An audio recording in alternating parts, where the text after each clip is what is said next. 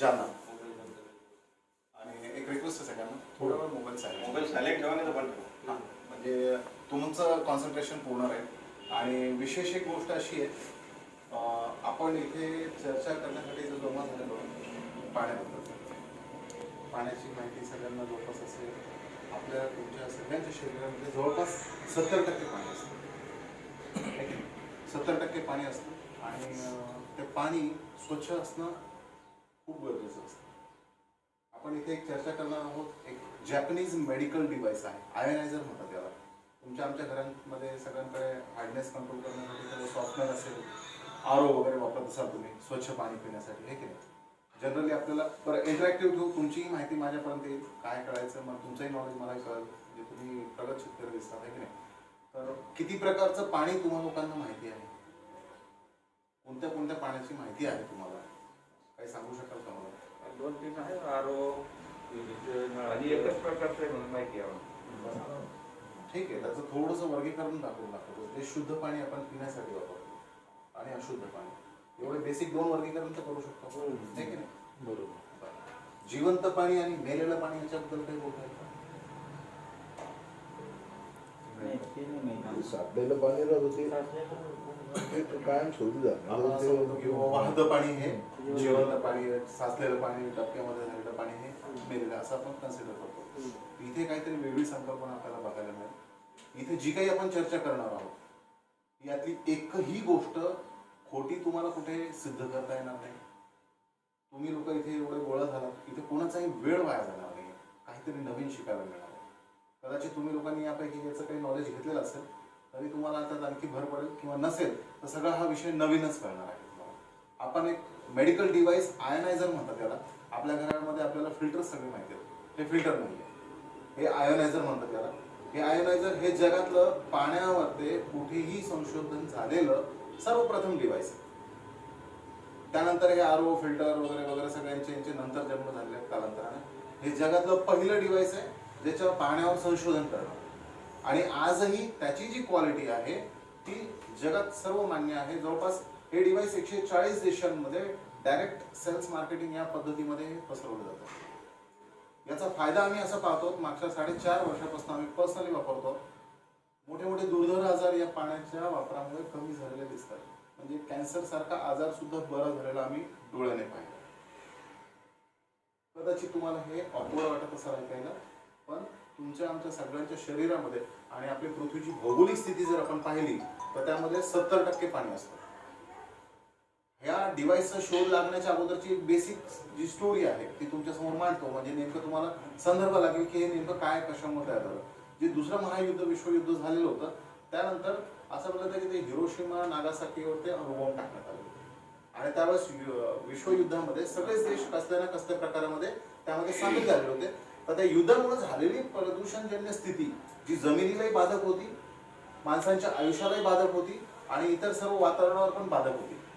तर त्या युद्धानंतर जे सगळे वेगवेगळ्या परिणामांमधून बाहेर येण्यासाठी जगातल्या सगळ्या प्रगत देशातल्या वेगवेगळ्या टीम काम करत होत्या.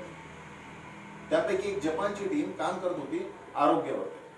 तर त्यांचं एक असं मानणं होतं की तुमच्या आमच्या सगळ्यांच्या शरीरामध्ये 70% पाणी आहे आणि या प्रदूषणजन्य स्थितीमुळं भौगोलिक स्थितीचा जो साठा आहे पाण्याचा तोही प्रदूषित झालेला आहे. आणि आपलं आयुमान जे होतं त्यावेळेस ते सगळ्यांचं घसरलं होतं, प्रचंड घसरलं होतं.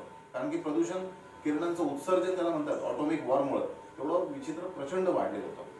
मग यानंतर यांनी या पाण्यावरती रिसर्च करायचं ठरवलं. तर त्यानंतर त्यांनी जगातले सगळे सॅम्पल्स गोळा केले होते की बाबा कुठलं पाणी स्वच्छ आहे. पाण्यावरती आपल्याला शोध करायचा आहे, पाण्याला स्वच्छ करून वापरायचं आपल्याला. तर मग स्वच्छ पाणी कशाला म्हणायचं, जसं आपण म्हणत होतो ना कोणतं कोणतं पाणी माहिती आहे आपल्याला. तर त्याबद्दल त्यांनी जो शोध चालू केला होता तर त्यांनी जागतिक लेवलचे सॅम्पल्स सगळे गोळा केले होते. तर त्या सॅम्पल्समध्ये त्यांना 3-4 सॅम्पल्स काही वेगळे आढळले की ते एवढ्या वातावरणामध्ये सुद्धा, त्या वातावरणामध्ये आणि आजही ते पाणी तिथलं प्रदूषित नाहीये. उलट त्या पाण्याची क्वालिटी ही जगामध्ये वेगवेगळ्या भावनांच्या वेगवेगळ्या आधारावर ते जगात मान्य झालेली आहे. जसं तुमच्या आमच्या घरामध्ये कोणाच्या तरी घरामध्ये गंगेचं पाणी ठेवलेलं असेल देवघरामध्ये, है ना, असेलच. का ठेवतात बरं आपण ते गंगेचं पाणी? ते वर्षानुवर्ष पवित्र म्हणून ठेवतो, है ना. आपल्या वाडवडिलांनी शिकवलेलं आहे की आपण त्याला देवपूजेमध्ये ठेवतो, जाणाऱ्या माणसाच्या तोंडात 2 थेंब तरी टाकतो, है ना. अशी आपली काही भावना आहे. आणखी सांस्कृतिक वारसा जर पाहिला तर भगीरथांनी ती गंगा तिथं आणलेली आहे की नाही. पण त्याचा जर सायंटिफिक फायदा आजकालची पिढी बघितली का, तुमच्या आमच्यापर्यंत आलेल्या पिढ्या ज्या होत्या ना, वडिलांनी सांगितलं म्हणून आपण ऐकत आलो, बापाने सांगितलं म्हणून आपण करतो, त्यांना त्यांच्या वडिलांनी सांगितलं म्हणून ते करतात, आहे की नाही. हे ऑर्डर फॉर्म आपल्यापर्यंत चाललेला आहे. पण आता पुढची जनरेशन ऑर्डर फॉर्म मध्ये ऍक्टिव्ह कुठली गोष्ट इथं कसं चालेल, बाप दाखवण्याचं श्राद्ध करा, तुम्हाला काय गोंधळ घालायचं घाला, मला पटत नाही, तुम्ही तुमची देवपूजा मंदिरात करत बसा, आम्हाला काही जमत नाही. वेगवेगळ्या कारणांमध्ये नवीन जनरेशन येत नाही का, कारण की त्यांना कुठलीही गोष्ट ही सिद्ध करून पाहिजे असते, है ना. तर ही गंगेच्या पाण्याबद्दल जर असं काही आपण जर बोललो तर आपण हेही बघू शकतो नेमकं. फक्त आपण आपली बुद्धी तेवढी चौकस ठेवत नाही. आपल्याकडे आता म्हणतो ना आपण सोशल मीडिया डिव्हाइस सगळ्यांकडे आलेले आहे, पण त्याचा वापर आपण व्हॉट्सअप, फेसबुक, टिकटॉक मीडिया वगैरे वगैरे अशा रिकाम्या कामांमध्ये जास्त करतो. त्याचा ओरिजिनल वापर आपण करत नाही. या लोकांनी जेव्हा सगळे सॅम्पल्स तिथले गोळा केले होते ना, हे मला काय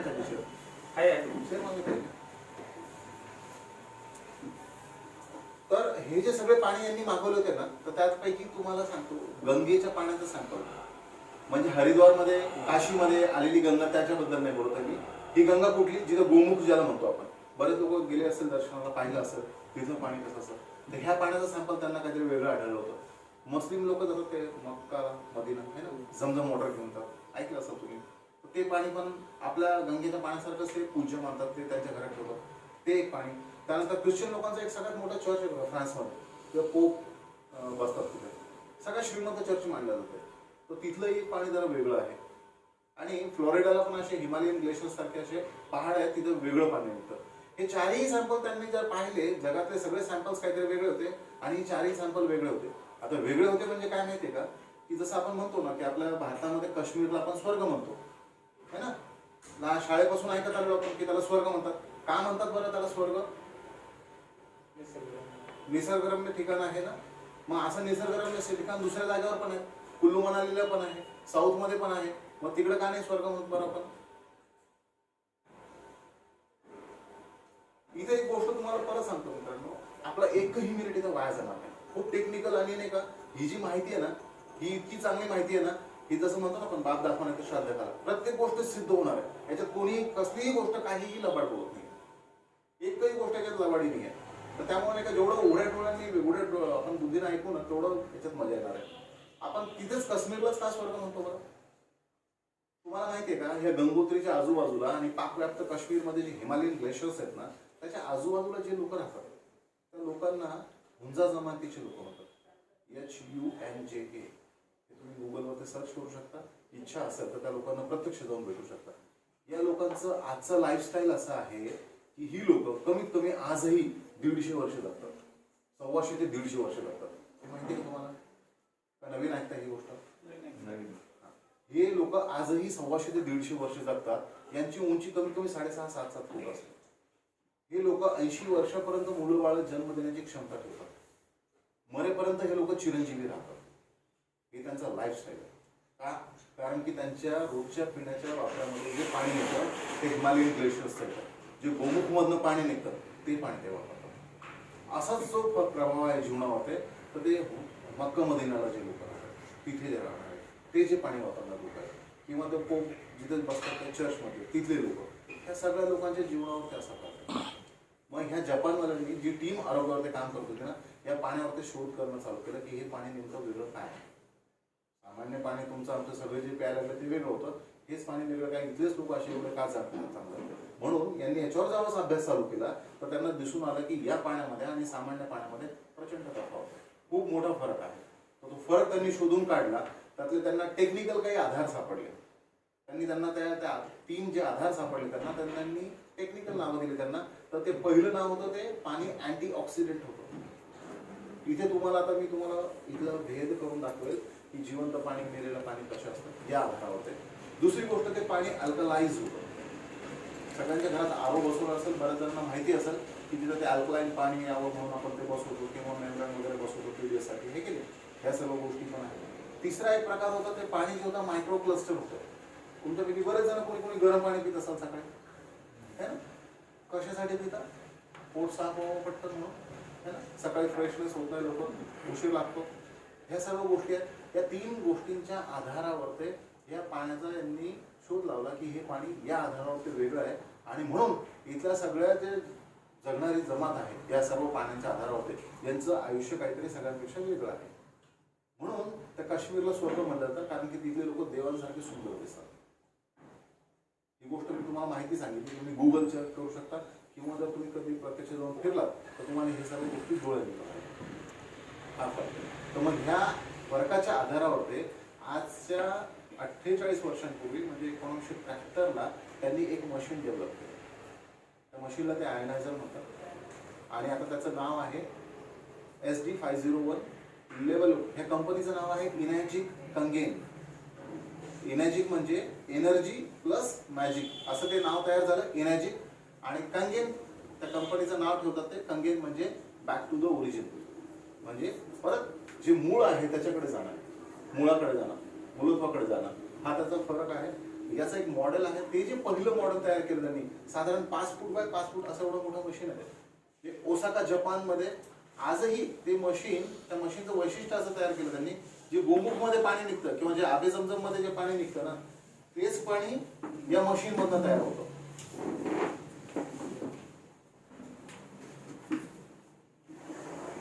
मोबाईल प्लीज सांगितलं तर तेच पाणी तिथे त्या मशीनमध्ये तयार होतं जे गोमुखमध्ये तयार होतं. मग आता ह्या पाण्यावरती त्यांनी जेव्हा फरक जो केला, ते भगीरथाने तिथं जी गंगा वाहून आणली तिथं त्यांनी ती मशीनमध्ये तयार केली. सेम पाणी जे गोमुखमध्ये निघतं किंवा जे आबे जमजममध्ये निघतं ते पाणी त्या मशीनमध्ये निघायला लागलं. त्या मशीनच्या पाण्याच्या आधारावर त्यांनी वेगवेगळ्या हॉस्पिटल्समध्ये हे रिसर्च चालू केलं. त्या पाण्याच्या आधारावर आजारी लोकांना हे पाणी देणं चालू केलं. त्याच्यामध्ये त्यांना दिसून आलं की कॅन्सर सारखा दुर्धर आजार सुद्धा फक्त पाण्यामुळे बरा होतो. छोटे मोठे आजार तर वेगवेगळे. जर तुम्हाला माहिती असेल तर छोट्याला छोटा आजार ऍसिडिटी बऱ्याच जणांच्या घरामध्ये फ्री भेटण्यात येईल. कॉमन लोक भेटतात. ऍसिडिटी पासून ते असे कॅन्सर पर्यंत असे मोठे मोठे आजार जे आहेत त्या पाण्याच्या वापरामुळे कमी होताना त्यांना दिसले. तर हे प्रगत होत होत ते मशीन आता 2.5 ते 3 किलोचं झालेलं आहे आणि ते आता मला वाटतं या 2-4 दिवसात इथे घरी तिथे लागून जाईल. तुम्हाला प्रत्यक्ष बघायला मिळेल. तर ह्या पाण्यामध्ये काय काय फरक होतो, कसा कसा होतो, हे 3 प्रॉपर्टी मी तुम्हाला सांगितलं. तर त्या आपण तिथं आपण डेमोमध्ये पण चेक करू. काय म्हणाले सर तुमचं काय नाव? हे निकम सरांच्या घरचं पाणी हे घेऊन आले. हे आरो वापरतात हे की नाही, हे आपण काय घेतो आणि त्याचा फायदा नुकसान काय असतो हे आपण चेक करून बघूया. दुसरी गोष्ट आपण बाहेर कुठं हे मी बिस्लरी ठेवलेलं आहे आणि ॲक्च्युली बिस्लरीच हे डेमोमध्येच वापरतो आम्ही. हे शक्यतो आम्ही प्यायला टाळतो. तेच पाणी हवं म्हणजे काही शंका वाटली तर आपण हे नंतर फ्रेश आणून पण चेक करू शकतो. ठीक आहे. आपण याला 20 रुपये देऊन पितो. बाहेर कुठे गेलो ना आपण तर ब्रँड समजतो आपण या गोष्टी आहे की नाही, किंवा ब्रँडेड चालू बाटल्या नाही घ्यायच्या तर शक्यतो आपण अशा बाटल्या वापरतो आहे की नाही. तर हे सुद्धा आम्ही हे डेमोमध्ये आपण वापरून बघूया की याचाही आपल्या जीवनावरती काय फरक पडतो.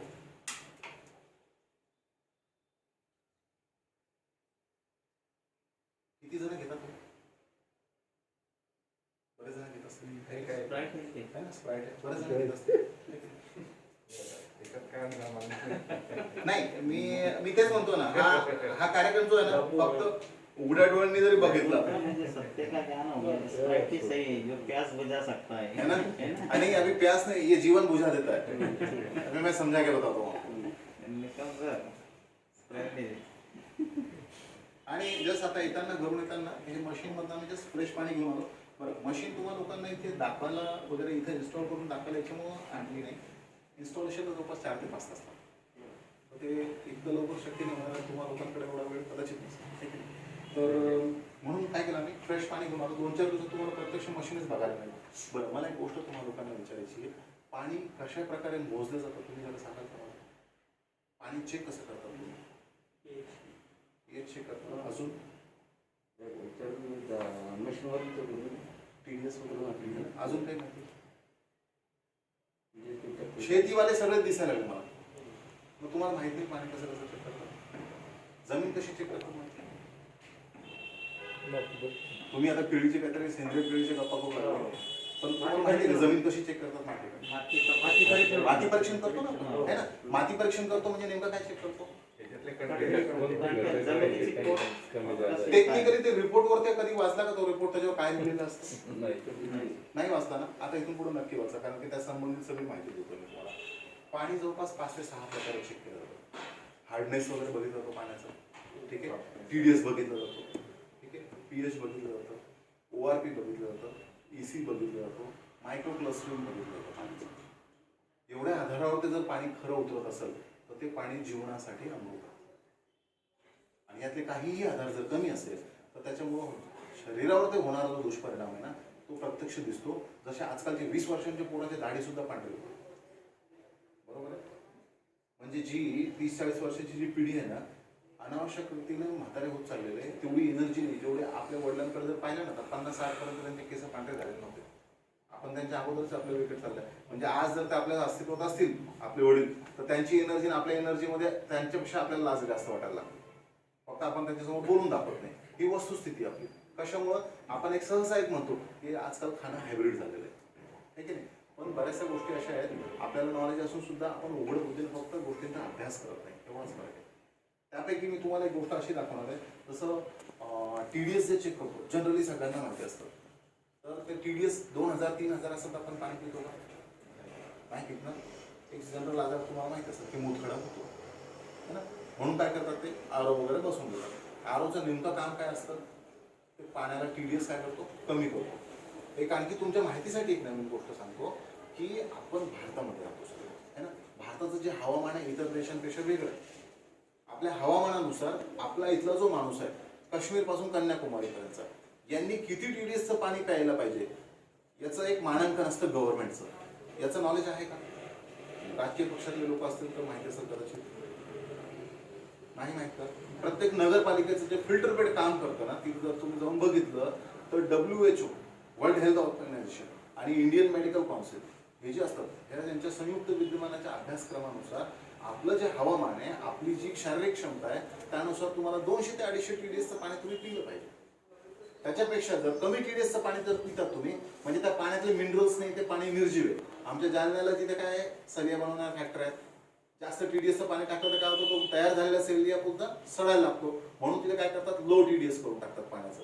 मग तिथं ते पाणी त्या सलियावर टाकलं तर ते सलिये खराब होत नाही तुमच्या घरी येईपर्यंत बांधकाम होईपर्यंत. ही त्याची वस्तुस्थिती आहे. पण ते कमी TDSचं जर तुम्ही पाणी पितात तर काय होईल माहिती आहे का? तुमच्या शरीरामध्ये मिनरल्सची भरती होणार नाही. मग होतं काय की जे जॉईंट्समध्ये असणारे मिनरल्स आहेत ना तिथून ते एक्स्ट्रॅक्ट करतं आणि 40 वाल्यांनाच पाठदुखी कंबरदुखी जराशी स्कूटरवर चक्कर आलं होतं आपण काय म्हणतो गड्डेले झाले आपली क्षमता पण कमी झाली. ही गोष्ट बघत नाही कारण की सांध्यांमध्ये असलेला जो द्रव असतो ना मिनरल्सचा साठा तो तिथून एक्स्ट्रॅक्ट करून घेतो. शरीर काढून कुठून ना कुठून भरपाई शरीराला करायची असते कारण की आपण शरीराकडून तेवढं काम करून घेतो. हा एक प्रकार असतो TDSचा जो 200 ते 250 असला पाहिजे. दुसरी गोष्ट अशी आहे की हा याला म्हणतात आम्ही ORP मीटर. हे ORP मीटर आहे म्हणजे याच्यामध्ये पाणी हे कोरोनामध्ये जे आपण मास्क लावून वगैरे जे बसतो ना तुम्हाला माहिती आहे का ह्या कोरोनामध्ये जोपर्यंत वॅक्सिन आलेले डिटेल बिलिंगचा जर कोणीही अभ्यास केला असेल तर तुम्हाला माहिती असेल की त्याच्यामध्ये व्हिटॅमिन Cच्या गोळ्या खूप जास्त दिल्या जायच्या. का बरं? रोग प्रतिकारशक्ती वाढणं. म्हणजे काय असतं ती जी औषधी असते व्हिटॅमिन C ही अँटीऑक्सिडेंट असते आणि जेवढे अँटीऑक्सिडेंट तुम्ही खाल तर तेवढं तुमची फ्री रॅडिकल शरीरातून बाहेर फेकण्याची क्षमता वाढते. म्हणजे काय होतं डायरेक्टली तुमची इम्युन सिस्टम वाढते. इम्युन सिस्टम वाढल्यामुळे तुमचा कोरोनावर तुम्ही प्रतिकार स्वतः करायला सक्षम होता. वॅक्सिन यायच्या अगोदर पण आणि नंतर पण हीच अवस्था असणार आहे. जर तुमची इम्युन सिस्टम जर चांगली असेल तर तुम्ही कुठल्याही आजाराला फाईट करू शकाल. ही वस्तुस्थिती असेल. तर तिथे जेवढे अँटीऑक्सिडंट तुम्ही घ्याल तर तेवढं तुमच्या शरीराला फायदेकारक आहे. आता अँटीऑक्सिडंट म्हणजे काय नेमकं सांगता येईल का? काय आठवतंय शालेय अभ्यासक्रम किंवा आता जे जनरल नॉलेज आहे आपल्याकडे काय असतं? अँटीऑक्सिडंट कशाला म्हणायचं? शाळेमध्ये आपण ऐकत होतो ना एक ॲपल जर रोज खाल्ला सफरचंद एक खाल्ला तर आपण आजारापासून दूर राहतो. ऐकलेलं असेल डॉक्टरांकडनं आहे की नाही? काय मी इरिटेट नाही होते ना माहिती म्हणजे तुमचे प्रतिसाद नाही येते मला. तर रोज एक ॲपल खाल्लं तर काय होतं की आपण आजारापासून दूर राहतो. फळांचा राजा तसं काय म्हटलं तो आंबा है ना. पण ॲपललाच का म्हणतात बरं? ॲपल जर तुम्ही मोजाल तर तो ॲपल एक असा फळ आहे तो अँटीऑक्सिडंट असतो म्हणजे जिवंत असतो. अँटीऑक्सिडंट आणि ऑक्सिडंट यातला फरक समजून सांगतो. कालच्या शिळ्या पोळ्या खातात का तुम्ही? नाही. का नाही खात? शिळे झाले म्हणून 5 दिवसाच्या शिळ्या पोळ्या का नाही खात? अति जास्त शिळ्या झाल्या बुरा लागतो आपल्या मराठी भाषेमध्ये बुरशी लागते त्याला असंच होतं ना म्हणून खात नाही आपण. मग एवढं जर आपण खात नसल तर मग इतकं जुनं पाणी प्यायला पाहिजे का? पाहिजे का? खरंच नाही प्यायला पाहिजे ना. हे मोजण्याचं परिमाण असतं. मग आता हे कसं सिद्ध करणार आपण? कालची जर सकाळची पोळी तयार झालेली असेल ना, आज जर तुम्ही मोजाल तर 30 ते 40 ती ऑक्सिडाइज त्याची रिडिंग असते. जसं आपण TDS रेडी करतो ना, तसं ही मोजायची पद्धत असते. त्याला म्हणतात ORP मीटर चेक करतो. हे ORP मीटर असतं आपल्याकडे. जशी कालची पोळी आज जर तुम्ही मोजला तर 30 ते 40 त्याची रिडिंग येईल प्लसमध्ये 1, 2, 3, 4 अशी 30 ते 40 पर्यंत. 2 दिवसाची मोजली ती 60 ते 70, 3 दिवसाची 90 ते 100, 5 दिवसाची 150 ते 200 अशी येईल. आपण 5 दिवसाची पोळी खात नाही, मग तेवढं शिळं पाणी आपण प्यायला पण नाही पाहिजे. का? कारण काय होतं त्याचं शरीरावरती त्याचे लगेच परिणाम दिसायला लागला. तुम्ही जुने दिवस जर पाहिलेत ना, जोपर्यंत रासायनिक शेती नव्हती तोपर्यंत कुठलंही पाणी जे असायचं त्यावेळेस ते शुद्ध असायचे. ते कांदा चटणी कुटका खाऊन पण 100 वर्ष जगत होते. 4 जण सहज रेट होते एकटाच माणूस. ही वस्तुस्थिती होती. आज आपली ती क्षमता नाही आहे. हे आपण या माध्यमातून हे चेक करतो. याला म्हणतात हे ORP मीटर म्हणजे ऑक्सिडेशन रिडक्शन पोटेन्शियल मीटर. याच्यामध्ये आपण ते बघू शकतो की हे पाणी जे आपण पितो घरचं ते हे नेमकं काय आहे ना, हे बघू शकतो आपण. मी तुम्हाला जसं पोळीचं रिडिंग दाखवलं होतं ना, याच्या विरुद्ध जे असतं ना, शून्याच्या वर जे चाललंय रिडिंग त्याला ऑक्सिडाइज म्हणतो, गंज लागलेलं. आणि त्या शून्याच्या मागे येत असेल तर ते अँटीऑक्सिडंट असतं. ॲपल अँटीऑक्सिडंट आहे, संत्रा अँटीऑक्सिडंट आहे कारण की त्यात व्हिटॅमिन C नॅचरल आहे. तुळशीचे झाडं तुमच्या घरासमोर असते है ना. आपल्याला फक्त एवढंच माहिती असं की आपल्याला सांगितलेलं आहे, आपण लावलं, बायका पूजा करतात आहे की नाही. पण त्याचं टेक्निकल कारण माहिती आहे. तुळस का लावतो? ऑक्सिजन देतं. एकमेव वनस्पती आहे छोटी, 24 तास ऑक्सिजन देते आहे की नाही. म्हणजे झाडांचा नियम काय असतो? रात्री कार्बन डायऑक्साईड आणि दिवसा ऑक्सिजन. पण तुळस कशी येते? दिवसभर ऑक्सिजन देते. आणखी एक गुणधर्म माहिती आहे का तुळशीचा तुम्हाला? तुळस ही अँटीऑक्सिडंट असते. तुळशीच्या पानांचा काढा जरी प्यायला पाहिजे म्हणून तुळस घरासमोर असावं. एक नाही कितीतरी असावं. हा फरक आहे. हे जे पाणी चेक करतोय आपण निकम साहेबांच्या घरचं बघा, रेडिंग दिसते तिथपर्यंत जवळ है ना. त्या पोळीच्या प्रमाणामध्ये बघा बरं किती शिळ आहे. 30 ते 40 रेडिंग असेल कालच्या पोळीची.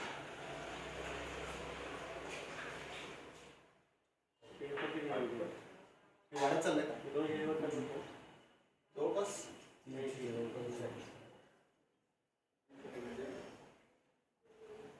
म्हणजे हे नेमकं काय झालं कळलं? एवढं शिळ. तुम्हाला आणखी एक दुसरी गोष्ट आहे. याचा एक थेंब आपण ते मायक्रोस्कोप ज्याला म्हणतो ते रक्त लघवीवर चेक करतात ना, एक थेंब येतात ते मायक्रोस्कोपमध्ये दुर्बीनमध्ये टाकतात हाय क्वालिटी. त्याच्यामध्ये जर काय खोटं नाही सांगत 4-5 दिवस टाकलेच होणार नाही. याला उकळून जरी घेतलं तरी हा त्याचा प्रत्यक्ष प्रभाव. आपण काय म्हणतो उकळलं पाणी की काय होतं? स्वच्छ होतो, बॅक्टेरिया मरतात त्यातले आहे की नाही. पण मरतात म्हणजे काय झालं? ते तिथेच राहिले. पाणी ज्यावेळेस परत थंड होतं त्यावेळेस काय होतं? ते परत जिवंत होत असतील. काहीतरी प्रोसेस चालत असेल आहे की नाही. ही एक गोष्ट आहे. दुसरी गोष्ट हे जे आहे मी बाहेर ना तर विकत घेऊन आणलेलं जे पाणी आहे बिस्लरी म्हणतो आपण याला. विश्वास ठेवतो याच्यावरती है ना. 20 रुपये देतो आपण. याला काय समजतो? ब्रँड आहे. चालू झालं. हो हो. हे टाकलं गेलं की स्पीड अप करतं ते. हा जो पेन टाकतो ना आपण यामध्ये हे बघा लगेच ह्याच्यामध्ये काय होतं ना, हा सेन्सर असतो. ह्या कोल्ड्रिंक मधनं काढला ना, सांगतो हा जो सेन्सर आहे ना हा ओलाच आहे बरोबर. हा सेन्सर जो असतो ना हा ओलाच आहे. हा काय फक्त एक मिनिट हा तो सांगतो मी तुम्हाला. आता याच्यात मी कोल्ड्रिंक मध्ये डुबवून काढला ना, हा सेन्सर जोपर्यंत याच्यावर आहे तो तसंच दाखवणार. आता हा जोपर्यंत मी याला झटकून वाळवून पुसवता येणार नाही, याला पुसता येणार नाही जोपर्यंत नाही की नाही, तर याला बदलेल कधी? हा ज्यावेळेस दुसऱ्या लिक्विड मध्ये टाकावं तर त्या लिक्विडचं ते अझम्पशन करेल असा. त्याला पुसण्याची व्यवस्था नाही त्यामुळे. आता हा याला आपण इथे एक मिनिट ठेवला ना, हा याचं रेडिंग दाखवलं. हा एवढं त्या पाण्याचं रेडिंग होता का? हा ते 300 पर्यंत चालू होतं आहे ना. हा कोल्ड्रिंकचा असतो. बरं हा तुम्ही एक काम नक्की करू शकता. हे कोल्ड्रिंक जे आहे ना जितके लोक पितात ना याचा जर बारीक अभ्यास जर केला ना तुम्ही, याचा टेक्निकल अभ्यास करा. हे एवढं गंजलेलं आहे. याच्यातले जे केमिकल कंटेंट्स आहेत ना याचा जर तुम्ही बारीक अभ्यास करा ना तुम्हाला एक गोष्ट लक्षात येईल. नवीन गायनिक प्रॅक्टिस करणारे जे असतात, नवीन जोडे जे लग्न करतात त्याला, तर त्यापैकी 30 ते 35% जोडे अशा आहेत की त्यांना लेकरं बाळ होत नाही. त्यांचं जर खानपान तुम्ही जीवनमान जर बघितलं ना, तर त्यांच्या खानपानामध्ये फास्ट फूड वगैरे खूप जास्त असतं, कोल्ड ड्रिंक वगैरे खूप घेतात. याचा जर तुम्ही अभ्यास कराल तर तुम्ही प्रत्यक्ष बघाल इथे की यामुळे तुमची प्रजनन क्षमता खराब होते. हे म्हणून घ्यायला नाही पाहिजे. आपलं वातावरण हे गरम आहे, विदेशी लोक याला पितात. याचं कारण हे आहे की त्यांच्याकडे तेवढी जठराग्नी उद्युक्त होत नाही, मग ते करण्यासाठी ते हे पितात. कारण की त्यांचं वातावरण कसं आहे, थंड वातावरण होत आहे. आपण ऑलरेडी गरम वातावरणात आपलं जेवण असंच पचतं. साधी भूक जरी लागली तर पोटात भगभग व्हायला लागते, वरून अजून ऍसिड टाकायची गरज असते का? मग काय घ्यायचं उगी फॅशनच्या नावाखाली. आणि आता जस्ट हे मी मशीन मधनं घेऊन आलो, ही रिडिंग तुम्हाला काय फरक आहे हा? काय फरक जाणवतो? काय आहे पण त्याच्या अगोदर व्यवस्थित वाचा जरा. मायनस दिसतंय,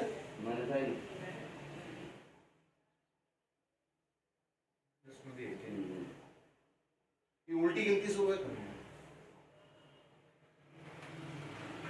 तुम्ही जर ऍपल जर मोजलात, सफरचंद है ना, संत्रा, तर हा जर मोजलात तर हा जवळपास येतो, हा जवळपास 500 जवळपास चालला. हा मायनस मध्ये चालला है ना.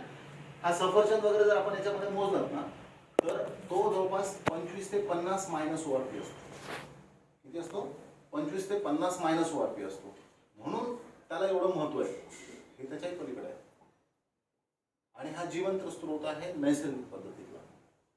जेवढे तुम्ही अँटीऑक्सिडंट घ्याल तर ते तुमच्या शरीरासाठी अमृतासारखं काम करेल. तुमच्या शरीरातले सगळे फ्री रॅडिकल बाहेर काढायला मदत करेल.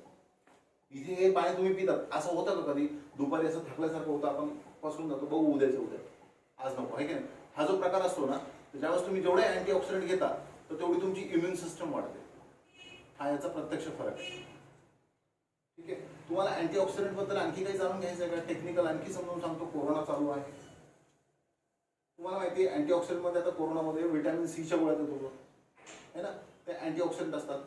आता तुम्ही जर बघाल, केमिकल ट्रीट केलेला अँटीऑक्सिडंट एक वेगळा प्रकार असतो, जे रासायनिक पद्धतीने तयार केलेलं असतं, आणि एक असतं नैसर्गिक. चांगलं कुठलं असणार आहे? साहजिकच आहे, नैसर्गिक चांगलं असणार आहे ना. कुठलीही गोळी तयार होते ना, ती अँटीऑक्सिडंट असू दे किंवा डोकेदुखीची असू दे, कुठलीही गोळी असू दे, अति औषधं खाणं हे खराब असतं शरीरासाठी. कुठली गोळी ज्यावेळेस तयार होते ना, त्याचा पावडर फॉर्म एक कॉमन असतो. त्याचा जो पावडर गोळी तयार करायचा पावडर असतो कॅप्सूलचा, तो एक कॉमन असतो. कंपनी ऑर्डर करणारी कशी ऑर्डर करते की आम्हाला हा रंग हवा, त्याचा ही साईज हवी, याच्यावरती हे केमिकल हवं आणि ही त्याच्यावर चव हवी, अशा त्या गोळ्या तयार होतात. बरोबर आहे. ज्यावेळेस तुम्ही ती गोळी खाता औषध म्हणून, त्यावेळेस तुमच्या शरीरामध्ये काय काय जातं? त्याचा तो रंग जाईल, ती चव जाईल, तो केमिकल फॉर्म्युला जाईल, आहे की नाही? या सगळ्या गोष्टी तुमचं शरीर ग्रहण करेल. त्यानंतर उरेल काय? ते पावडर है ना. त्या पावडरची काही शरीराला गरज नाही, फक्त तो फॉर्म होता त्या औषधी इंटेक करण्यासाठी. मग हे जर जास्त जमा होत गेलं शरीरामध्ये, काय होईल?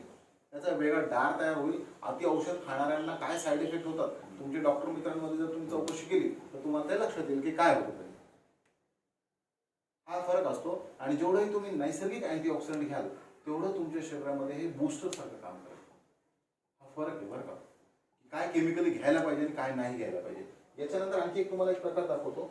हे तुम्हाला माहितीच असेल आता, है ना. हा पीएच चार्ट आहे. माती परीक्षण वगैरे आपण करतो, पाण्याचं परीक्षण वगैरे करतो, आहे की नाही. याच्यामध्ये हे चेक करण्याची एक पद्धत होती. लिटमस पेपर आपण शाळांमध्ये वगैरे बघत होतो, तो निळा वगैरे होतो, है ना, लाल तांबडा होतो लिटमस पेपर, है ना. तो ड्रॉप फॉर्म मध्ये आहे आपल्याकडे. ड्रॉप फॉर्म मध्ये हे अल्कलिनिटी कशासाठी असायला पाहिजे माहितीये का? जर माती परीक्षण आपण करतोय आणि आपल्या शेतातली माती जर अल्कलाइज असेल तर तुमच्या शेतामध्ये पिकं खूप चांगली येतात. हे तरी माहिती असेल. रिपोर्ट देतो ना आपल्याला, तुम्ही ते रिपोर्ट समजून नाही घेतला का कधी? असं सांगायचं तात्पर्य आम्ही इकडे कुणी माती परीक्षण करत नाही. 1% असेल नाही, मला असं वाटलं की आल्यानंतर जी चर्चा सुरू होती ना वगैरे, तर त्याच्यामध्ये काय होतं माहितीये का, की ऍडव्हान्स म्हणजे सांगायचं तात्पर्य की ह्या आमच्या भागामध्ये माती परीक्षणला 0% अच्छा प्रॅक्टिकली तुम्हाला सांगायचं झालं त्याच्यामुळे आम्हाला त्यातल्या अज्ञानी आहे आम्ही त्याच्यात. बरं मग आता मी आणि तुमच्या आम्ही अज्ञानी म्हणून तुम्ही आम्हाला सांगा. पूर्ण नाही नाही नाही नाही आमच्याकडून जरी तुम्हाला कॉमेंट्स येत नसत नाही नाही नाही तरी मला पण तुमचं मला सांगा. फक्त अपेक्षित असं आहे तुमच्याकडनं की जर नसेल तर नाही. तुम्ही उत्स्फूर्तपणे सांगाल की नाहीच माहित आता तुम्ही सांगितलं हा. हा मुद्दा जो आहे ना मी तुम्हाला एवढ्या टेक्निकली समजून सांगेन की तुम्ही जेव्हा कुठेही जर परीक्षणाला उभे असाल ना तर तुम्हाला बारकावे माहिती असेल की हा माणूस आपल्याला खरं बोलतोय का होला होला या भागातले लँडलाईन है ना? होल्डिंग फार कमी 5-5, 10-10 एकर. 10 वाला मोठा झाला समजा शेतकरी. Develop 4 नाही. एकर 2 एकर 5 पाणी ते एकर कोरडं आणि नाही. त्याच्यासाठी शेती परीक्षण कोणी करत नाही. फॅक्ट सांगायचं तात्पर्य. पाण्याची तर काय शेती मातीची बी करत नाही कोणी. सांगा. अशा परिस्थितीतला वर्ग आहे आम्ही आणि आर्थिक दृष्ट्या कमकुवत वर्ग असलेला हा भाग आहे नाही, सगळा. आता हे अतिरेक झाला आता. नाही नाही, खरंच हा, अतिरेक झाला आता. नाही नाही नाही. इथपर्यंत ठीक होतं. नाही, आम्ही आलेलो चांगल्या याच्यातले तुमच्याकडे आलेलो आम्ही आलेलो चांगल्या याच्यातले फॅक्ट जर बाहेरची सांगितलीच आम्हाला दुसरा मुद्दा दाखवतो याला म्हणतात पीएच चार्ट म्हणतात आपल्याला आपण याच्यामध्ये माती परीक्षण करतो बरं एक गोष्ट लक्षात घ्या इथं हा 0 पासून 14 पर्यंत असतो याच्यामध्ये काय काय मोजतो आपण माती मोजू शकतो तुमचं पाणी मोजू शकतो आणि तुमचं रक्त सुद्धा मोजू शकतो ओके न्यूट्रल जर असेल तर तुम्ही सेंटरला बॅलन्स आहात न्यूट्रल जर परिस्थिती असेल रक्ताची पाण्याची किंवा मातीची तर तुम्ही सेंटरला आहात खूप जास्त खराब नाही आहे पण शून्याकडे जर येत असेल तर ते ऍसिडिक एन्व्हायरमेंट असतं जेवढं शून्याकडे याल तेवढं ते ऍसिडिक आहे जर पाणी असेल तर तेवढं त्रास देणार आहे साधं पाणी जरी पिलं तर तुमच्या पोटामध्ये आग पडेल मातीमध्ये पिकच येणार नाही आणि ते जर रक्त जर असेल तर तुम्ही आजाराकडे जाता ऍसिडिटी किती लोकांच्या घरामध्ये ऑलमोस्ट सगळ्यांच्या घरामध्ये बरं आपण ऍसिडिटीच्या गोळ्या घेतो ना बाहेर ना पण आपण कधी फोकस नाही करत की पाण्यावर पण अभ्यास करायला पाहिजे नुसतं गोळ्या घेत राहतो. आमचं झालेलं आहे डेमो दोनदा म्हणून ते बसले त्यामध्ये. आणि हे जर 7 पेक्षा जर 14 कडे जर असेल ना तर ते तुमचं अल्कलाईन असतं ते तुमची माती असेल तर खूप सुपीक असते पाणी असेल तर तुमच्या पाण्यामुळे तुम्हाला कधीच आजार होणार नाही आणि रक्त जर असेल तर लहान लेकरांसाठी आपण उड्या मारत असतो म्हणजे उड्या जरी नाही मारल्या तर तेवढी एनर्जी लेवल असते आपण म्हणतो ना मंडळीमध्ये लय उत्साही माणूस होतो ते थकतच नाही कधी ते पुढंच असते कधी हा जो प्रकार असतो ना तर त्यांचं ब्लड लेवल हे अल्कलाईन असतं एक जगामध्ये एक डॉक्टर ओटो हेनरी म्हणून आहे अमेरिकेमधनं हे डॉक्टर यांना नोबेल अवॉर्ड मिळालेला आहे यांना नोबेल अवॉर्ड काऊन मिळालं माहिती आहे का की यांनी जगामध्ये दाखवलं की कुठल्याही पृथ्वीवरचा जगणारा माणूस जर एखादा आजारी पडतो की नेमका कशामुळे आजारी पडतो त्यांच्या शोधामध्ये त्यांचं थोडक्यात त्यांचा शोध सांगतो की तुमच्या शरीरातलं जे रक्त आहे ते जर ऍसिडिक होत असेल तर तुमच्या शरीरामध्ये वेगवेगळे आजार तयार होतील आणि ते जर अल्कलाईन असेल तर तुमच्या शरीरामध्ये कधीच आजार येणार नाही किंवा आजारी जर पडलात तुम्ही तर खूप लवकर तुम्ही रिकवर व्हा हा एक फरक असतो त्यातला आणि याच्यामध्ये 2 भेद आहेत एक असायला पाहिजे नॅचरल असायला पाहिजे तंबाखू खाणारे मित्र आहेत की कोणीच नाही तंबाखू आहेत ना तर मला एक सांगायचं आपण चुना आरो वगैरे खातात ना तुम्हाला माहिती आहे फिल्टर बेडमध्ये काय काय मिक्स केलं जातं तिथं क्लोरीन ॲल्माइन वगैरे है ना फिटकडी वगैरे ब्लिचिंग वगैरे मिक्स करून आपल्या घरापर्यंत येतं तर तेही पाणी कसं असतं रासायनिक ट्रीट केलेलं असतं तिथं रसायन टाकून ते पाणी अल्कलाइज केलं असतं ज्याची गरजच नाही आहे आणि त्या पाण्यामुळे आपल्या जीवनावरती बरेच दुष्परिणाम झालेले त्याचाही आपण अभ्यास करत नाही आहे दुसरी गोष्ट तुम्ही आणखी एक जर बघाल तर तुमच्या आमच्या लहानपणाची आठवण गोष्ट केली ना एका लाईफबॉयमध्ये सगळं घर धुवून निघत होतं है ना एकाच लाईफबॉयमध्ये सगळं घर धुवून निघत होतं आता लेकरं साबण shampoo conditioner handwash face wash अजून काय काय असेल ते आनंदच आनंद आहे साधारण माणूस पण घेतो मग आता हे कुठेतरी आंघोळीचं पाणी कुठेतरी नाली वाटे जमिनीमध्ये कुठेतरी चाललं जे बोरचं पाणी पितात त्यांच्या वाटे कुठेतरी ती वापस यायला लागलं सायकल म्हणून मान्य करावं लागेल ही गोष्ट हे काय म्हणजे काय झालं इन केस परत पाण्यावरचा दुष्परिणाम हे पाणी चेक करायची जी पद्धत असते लिटमस याला हे पीएच ड्रॉप म्हणतात बरं त्याच्यामध्ये पाणी चेक करता येतं हे पाणी ऍसिडिक आहे का अल्कलाईन आहे हे आपण चेक करू शकतो याचे हे इथं आपण 2-3 थेंब जेव्हा टाकून बघू ना इथे आपल्याला हे मॅच करून बघता येईल हा कुठे मॅच व्हायला का बरं 7 पेक्षा खाली आहे का 4च्या जवळपास आहे 2-3च्या मध्ये असेल है ना ऍसिडिटीचा त्रास आहे काय आहे ना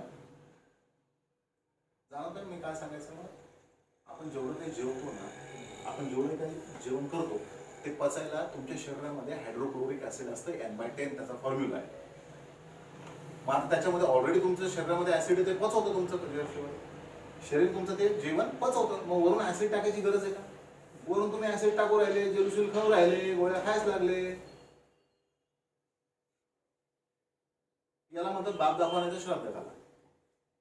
टेक्निकल नव्हता. गरज आहे का ऍसिडिक पाणी प्यायची है ना. दुसरी गोष्ट, हे 20-20 रुपये देऊन आपण बाहेरनं काय करतो, हे पाणी पितो. इथे जर बघा याला कुठे मॅच करता येईल, त्याच्यापेक्षा थोडं बरं, त्याच्यापेक्षा थोडं म्हणजे दगडापेक्षा वीट मऊ आहे की नाही. इथे कोल्ड्रिंक किती जण पितात खरंच सांगायचं, मला ऐकायचं खरंच बघायचं. सर्रास आता कधीही पिता तुम्ही बघा. मी पहिले भरपूर पिलो रोज Sprite मध्ये पण. हे किती गंजलेलं आहे. मी तुम्हाला थोड्या वेळापूर्वी काय म्हणलं माहितीये का, की हे जर पित असाल ना तर तुम्ही तुमची प्रजनन क्षमता ह्रास करताय. आणि आपले जर नवीन येणारे लेकर जर पित असतील ना, ते काय होतं सध्याच्या शरीरामध्ये, एवढं गंजलेलं जर खायला लेकर.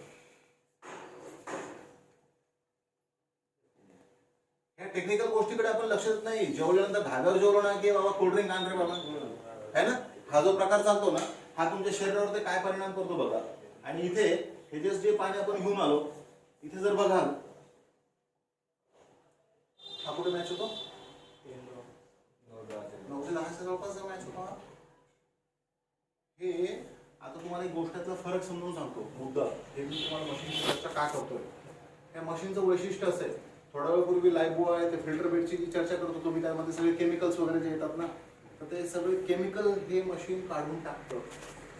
कसल्याच प्रकारचं शरीराला न लागणारं रसायन हे तुमच्या पाण्यामध्ये येऊ देत नाही. त्या पाण्याला जर तुम्ही लॅबमध्ये जाऊन जर चेक केला, त्याचं जर परीक्षण केलं, तर तुम्ही बघाल याच्यामध्ये 0 केमिकल आहे. कसल्याच प्रकारचं केमिकल हे तुमच्या शरीरामध्ये येऊ देत नाही. या मशीनमध्ये कसल्याच प्रकारचे केमिकल कांड्या नसतात. ही मशीन 25 वर्षापर्यंत चालते आणि ही नैसर्गिक अल्कलाईन पाणी हा याचा फरक. ही मशीन तुम्हाला नैसर्गिक अल्कलाईन पाणी देते. म्हणून आम्ही काय म्हणतो, तुम्ही तुमचं पाणी बदला, तुमचं जीवन बदलेल. तुमच्या शरीरातले आजार पण जे आहेत ना, असे गायब होतील. हा फरक असेल. हे जर पाणी शेतीमध्ये जर वापरलं ना, आम्ही हे प्रयोग करून बसवलं, कुत्रं, मांजरं, झाडं, झुडपं, कोंबड्या, त्याच्यावर हे प्रयोग करून बघितलेले. सगळ्या गोष्टी अशा बहरून आहेत. ही कंपनी, जपानची कंपनी, आता सुरुवातीचा यांनी पीक चालू केलं होतं हळद. यांची हळद उको म्हणून ओळखलं जाते. जपानमध्ये हळदीला इको म्हणतात. ती हळद सगळ्यात महाग हळद आणि तेवढी क्वालिटी. हा फरक आहे. पण आता एक गोष्ट मला अशी सांगायची, ही कोल्ड्रिंक जी आहे ना, हे कोल्ड्रिंक साधा आपण इतकं जर नीट करायचं तर अर्धा वाटला लागते. इतकं घाणेरडं आहे, इतकं गंज लागलेलं आहे. पण याला जर तुम्ही ही बाटली प्यायला जास्त असं 1 मिनिट लागेल.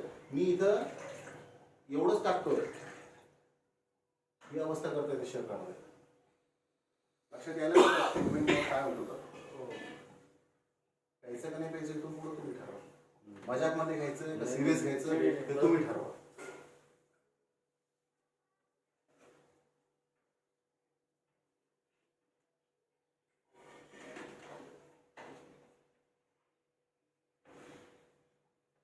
एक गोष्ट आणखी इथं बघाय पुढची, हे मी तुम्हाला 2 पद्धती याच्या समजून सांगितल्या. हे पाणी जे आहे हे अँटीऑक्सिडंट होतं, अल्कलाइज होतं, है ना. साधा चुना असतो ना, तंबाखूचा चुना, तो या पाण्यात जर टाकला निकम साहेबांच्या पाण्यामध्ये, तर हे पाणी अल्कलाइज आहे का चुना? नाही आहे चुना आहे ना. कोणी भेटलं तर एखाद्या वेळेस असं समजले मग बोलता. असू दे.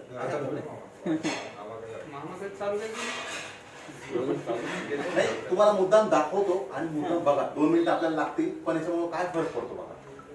जो गैरसमज आहे ना आपला खानपानाचा, तो जरी आपण इथं जरी व्यवस्थित केला त्याचा खूप मोठा फायदा होतो. त्यांना मला त्यांचे बंधू पण आहे, मला वाटतं त्यांना त्या दिवशी ते देशी नसते. निकम साहेब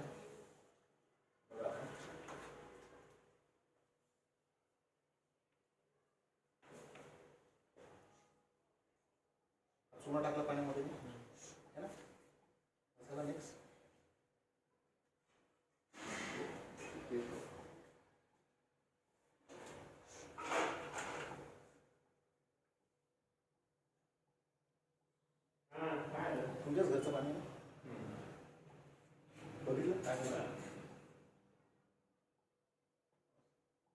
अल्कलाईन झालं ना, अल्कलाईन चांगलं आहे असं मी म्हणाला.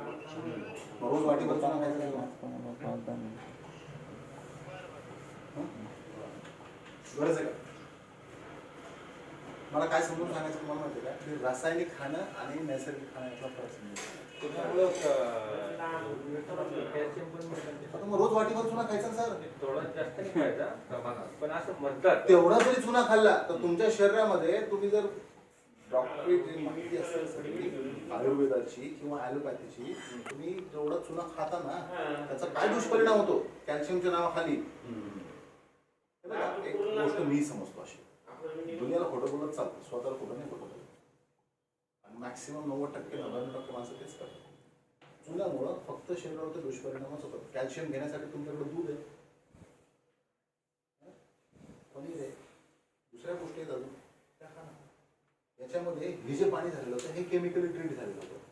हा मला फरक तुम्हाला दाखवायचा आहे. आरोचं जर तुम्ही कॅन्डल्स बघितलं ना तर त्या कॅन्डलमध्ये काय असतं ना, तिथं बोरिक ॲसिडचे कॅन्डल्स असतात, चुन्याचे कॅन्डल्स असतात.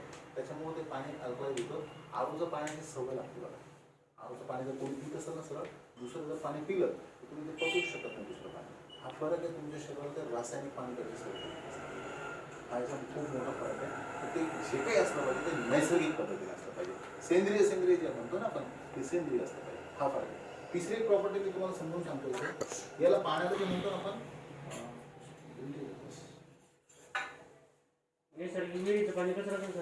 आपण चेक करू शकतो. तुम्हाला तेच समजून सांगतो मी आता. 1-2 मिनिटं थांबा.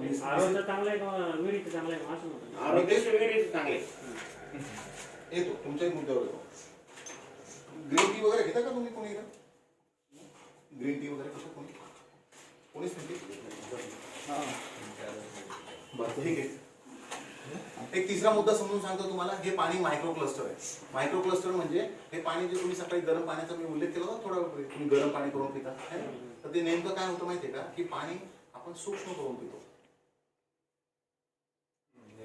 लक्षात यायला सूक्ष्म पाणी म्हणजे काय होतं, पाणी आपण गरम करायला लागतो तर पाण्याचे अणू तुटायला लागतात आणि खूप जास्त उकळलं तर काय होतं, ते अजून बारीक होतात आणि वाफ पडून उडून जातात. जेवढं गरम पाणी प्याल तर तुमचं काय करतं, शरीर शुद्ध करायला मदत करतं.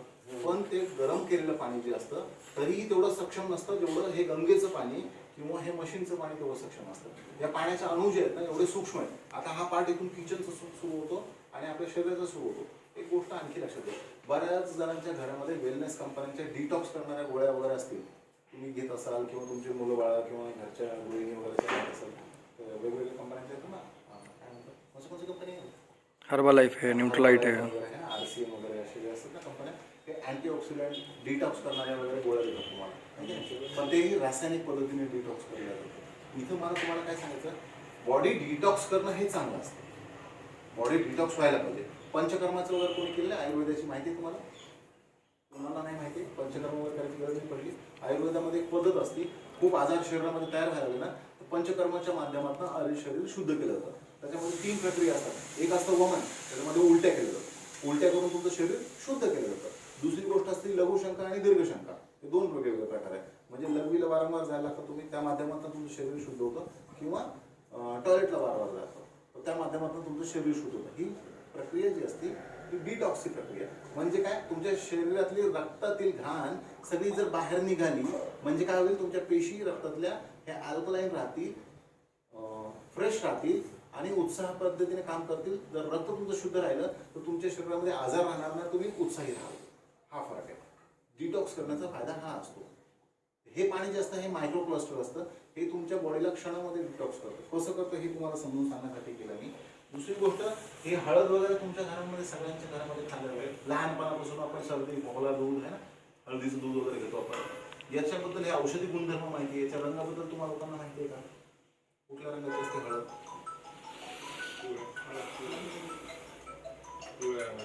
अजून काही कोणाला काही बोलायचं का? काळी पण असते.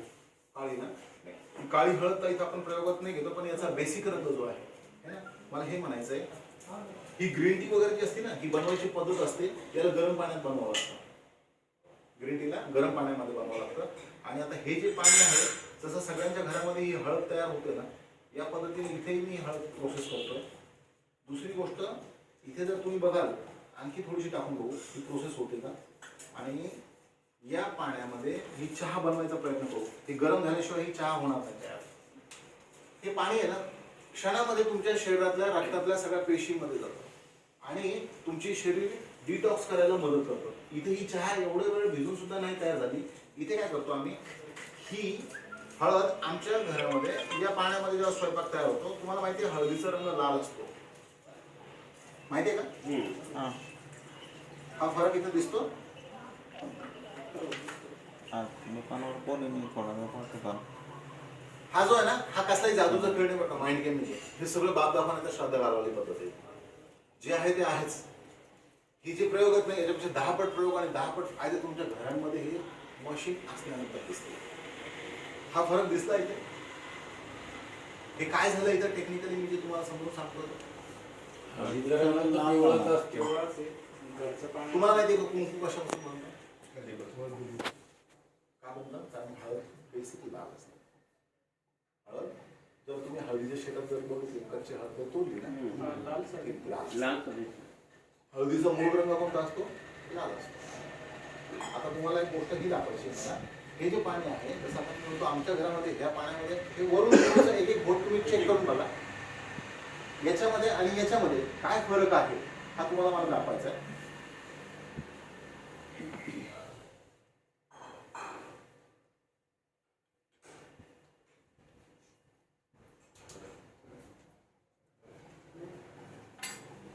आता हे घेऊन बघा. दोन्ही हळद तुमच्यापर्यंत पाठवल्यात मी. हे दोन्ही चेक करून बघा. त्याच्यामध्ये नेमका काय फरक आहे हे तुम्ही लोक मला सांगा.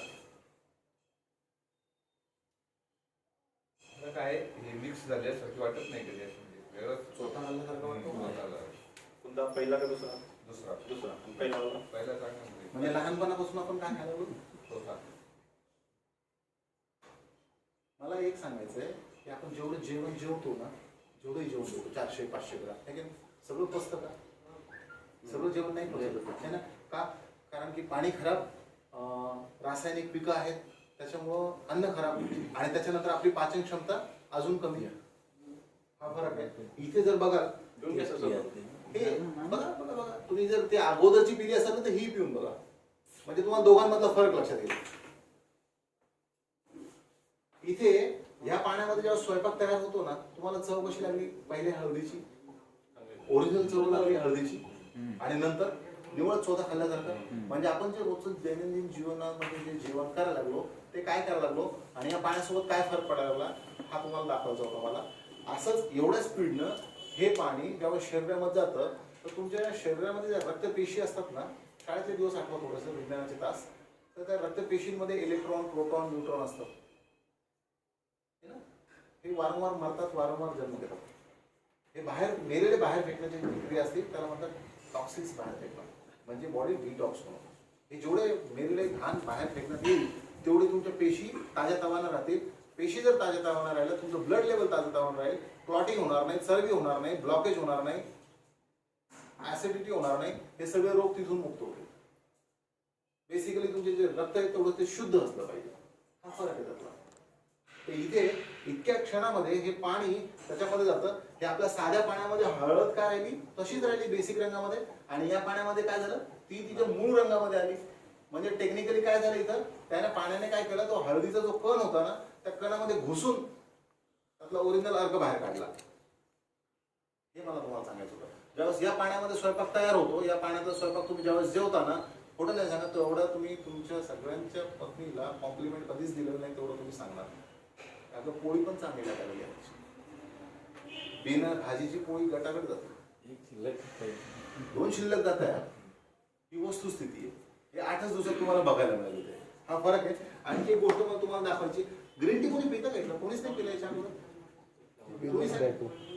कोणीच नाही पिली. तुम्ही पिता ना? बघा पिलात ना? तुम्हाला चव माहिती असेल त्याची आहे ना? ती पिऊन बघा काय फरक आहे.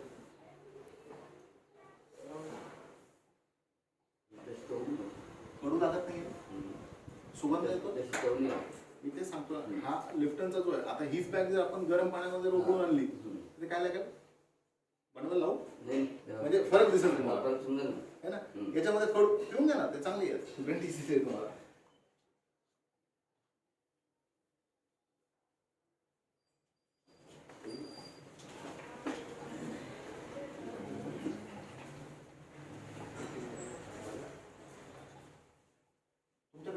शेत आहे आपण काय करतो माहिती आहे का, चांगलं उत्पादन यावं, चांगली चव यावी, जास्त उत्पादन यावं काय मग पेस्टिसाईड युरिया खतं वगैरे सगळं वापरतो है ना. त्याचा दुष्परिणाम बरं, जे पेस्टिसाईड्स वगैरे वापरतो सगळे ते ऑइल बेस्ड असतात, किती पाऊस आला धुवून निघत नाही हे का नाही. हे असं होतं ना कशामुळं, कारण की ते सगळे पेस्टिसाईड्स खतं वगैरे कशा ऑइल बेस्ड असतात. घरी आणलं धुवून जरी खाल्लं तर ते निघतं का, आपण तसं खायला लागलो आहे की नाही. म्हणजे डायरेक्ट आपण ते जर खायला लागलो है ना. जर बाटलीभर पिलं तर लगेच तिकीट जात आहे, पण थोडं थोडं खाल्लं तर हळूहळू मारतं. जे 100पर्यंत जाऊन मारायचं ते 60 मध्ये जातं, 50च्या वर गेलं तर म्हणतो बोनस चालू भाऊ. हा खेळ खंडो आपण स्वतः संगच खाल्लो. एक दुसरी गोष्ट मला इथं समजून सांगायची आहे, इथे हा मी काय केलं, हे कांद्यावर पण मारलं जातं, कांद्यावर पण वापरलं जातं सगळं. दुसरी गोष्ट हे जे ऑइल बेस्ड असतात ना, ऑइल बेस्ड असतात ना सगळे पेस्टिसाइड, याच्यामध्ये तुम्हाला माहिती कोणतं तेल वापरतात, कंपन्यांची कधी माहिती घ्यायचा प्रयत्न केला का नसेल तर मी तुम्हाला सांगतो. याच्यामध्ये सरसोचं तेल आणि तिळाचं तेल अशा प्रकारचे तेल वापरले जातात. का, कारण की हे तेल जे असतं ना हे जाड असतं, सामान्य तेलापेक्षा हे तेल जाड असतं, घट्ट असतं, पचायला पण अवघड असतं, म्हणून ते वापरलं जातं. दुसरी गोष्ट मला एक गोष्ट तुम्हाला अशी सांगायची आहे की कोलेस्ट्रॉल वगैरे जो प्रकार असतो, चरबी वगैरे, बरेच जण प्रयत्न करतात वजन कमी व्हायला पाहिजे शरीरामध्ये, वजनामुळे आपण बेजार झालो असतो डेअरीमुळे. याच्यामध्ये मला एक गोष्ट अशी सांगायची आहे, तेल तूप वगैरे जे आपण खातो जास्त कोलेस्ट्रॉलचा त्रास झाला तर डॉक्टर तुम्हाला काय म्हणतात, तेलकट वगैरे खाणं बंद करा है ना. कशामुळं की तुमची चरबी वाढू नये म्हणून. मला एक गोष्ट अशी म्हणायची तुम्हाला की हे जे कांदा आहे अशा प्रकारे तुम्ही घरी धुवून घेता का कट केल्यानंतर, तुम्हाला माहिती का तुमच्या घरचे असे धुवून घेतात कांदा, नुसतं खायचंच काम करतो ना, मी पण तसंच करतो. पण कसं झालं ते मशीन बसवल्यापासून काय झालं की आम्ही चौकशा करायला लागलो. हे धुतलं आता काही घरांच्या घरामध्ये हे नाही धुतलं, पण आता फोडलेल्या कांद्यामध्ये काही घाण निघणार आहे का, काहीच निघणार नाही. हे तेल आणि हे पाणी मिक्स होऊन जाईल ना, निकम सरांच्या घरचं पाणी तेल पाणी मिक्स होऊन जाईल ना, एकजीव होऊन जाईल ना. हे वर तरंग येईल याचा है की नाही. हे असंच होईल का, असं काय ते या मशीन मध्ये जे नाही का, मी तुम्हाला सुरुवातीला विचारत होतो किती प्रकारचं पाणी माहिती आहे तुम्हाला, असं विचारत होतो. या मशीन मध्ये 7 प्रकारचं पाणी तयार होतं, 7 प्रकारचं पाणी. कोणतं ते मी तुम्हाला शेवटी सांगतो. या मशीन मध्ये आणखी एक पाणी असतं, म्हणजे 4 प्रकारचं पाणी जे असतं ते पिण्यासाठी असतं, आणि 3 प्रकारचं पाणी जे बाहेरचे उपयोग है ना. आमच्या इथं काय केलं म्हणजे का, हा कांदा वगैरे जो असतो ना, भाजी फळं वगैरे जे असतात ना, याच्यामध्ये असं हे धुवून निघतो असा, ठीक आहे. त्याच्यामधलं तुम्हाला फरक काय दिसेल थोडं 2 मिनिटानंतर. हे तेल मी याच्यात घेतलं होतं ना याच्यासोबत, काय सर कॅन मधलं पाणीच. मी तुम्हाला सुरुवातीलाच काय म्हणलो, मी तुमचा नाही तुम्ही माझा, कोणीच कोणाला वेळ घालायला नाही, कुठलाही जादूचा शो नाही आहे, कुठलाही माइंड गेम नाही आहे. ह्या सगळ्या गोष्टी ज्या आहेत ना, ह्या सगळ्या गोष्टी तुमच्या घरात मशीन आल्यानंतर किंवा आता इथे घरी मशीन बसणारच आहे, ह्या सगळ्या गोष्टी तुम्ही इथे स्वतः डोळ्याने रोज बघू शकता, रोज करू शकता. हे इथे काय झालंय, एकजीव झालंय, हे तेल पाणी मिक्स झालं. शंका वाटत असेल ना तर इथे जवळ येऊन बघा, बाहेरचं कोण बोललो तर म्हणजे दुधात पाणी टाकून ठेवलंय. इथे मला तुम्हाला हे सांगायचं आहे, चरबी रिलेटेड वगैरे जे आजार असतात ना, त्या पाण्याच्या उपयोगामुळे हे सगळे असे सहज बनवतात. ते आपण हजारो रुपये खर्च करतो, जिम लावतो, हे कर ते कर. BMW घेतल्यानंतर मग हळूच एक सायकल घेतो की कशासाठी घेतली नाही, फॅशन शेट ना, आता चरबी कमी करायची नाही म्हणून सायकल घेतो, परत मागच्या गाडीवर येतो. हा जो फरक आहे ना याच्यामध्ये तुमचं शरीर सगळं स्वच्छ होतं. हे दोन्ही जागेवरती काही फरक दिसतोय का तुम्हाला, पिवळं दिसतंय है ना. ते तुम्हाला आणखी याच्यातली एक गोष्ट आणखी करून दाखवतो, करून दाखवतो.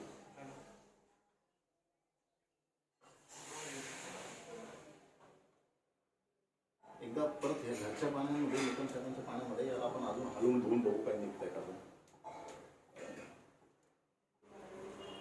भाजीपाला वगैरे आपण जे घरी धुवून काढतो ना, जास्त असं असतील माती त्या भाजीपाल्यावरती वगैरे अशी निघणार आहे की नाही. माती असेल तर निघत नाही तर काय निघत, पाणीच निघणार आहे परत है की नाही. पण इथं काय होईल माहिती आहे का,